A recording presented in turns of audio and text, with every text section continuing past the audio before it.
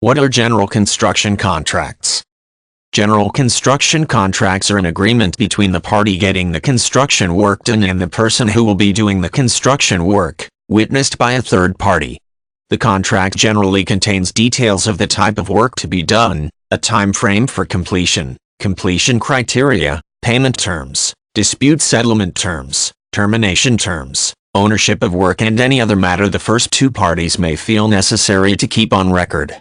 It is a binding legal contract that both parties must abide by, otherwise a court ruling can be sought if either one does not fulfill it. It does not matter whether the job is large or small. General construction contracts are real time savers. The risks are reduced as all aspects of the work are detailed out and agreed to beforehand in the contract, for the benefit of both parties. The contract also avoids unnecessary disagreements, frustrations, and lawsuits if the details are sufficiently elaborated, discussed, and formalized by all parties in the agreement. Before going into general construction contracts, a suitable contractor has to be located. Some important aspects should be looked into, understood, and settled before selecting the right contractor. A recommended contractor would be a better option than someone totally unknown. Friends or colleagues should be able to recommend and provide information on details of timely completion, budgetary limits, and adherence to an initial contact. General construction contracts should be tailored to meet the unique requirements of the project. The agreement must cover the scope of work and could be detailed into specifications, including final drawings. These should form an integral part of the agreement. The part of the work that is not covered by the agreement should also be mentioned without ambiguity. The contract should include the method of handling variation and orders that may occur during the project term, and that is not originally covered in the initial scope of work.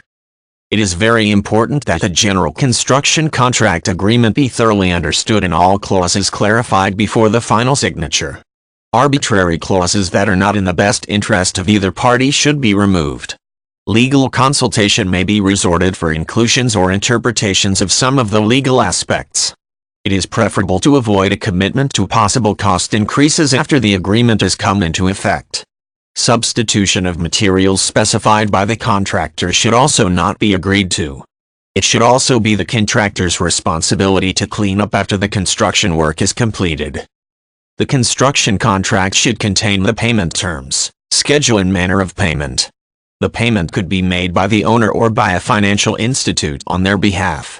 Mandatory inclusions should be made for the dates for commencement and completion, construction timetable, warranty on workmanship and materials, details of insurance by all parties, defaults, interference, ownership of materials, and security.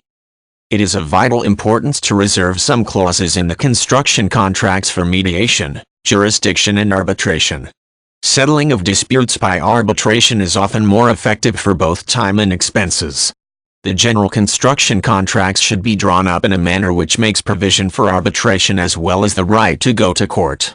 Discussing the matter beforehand and reaching a mutual agreement on the course of action to be followed will generally ease tensions on both sides.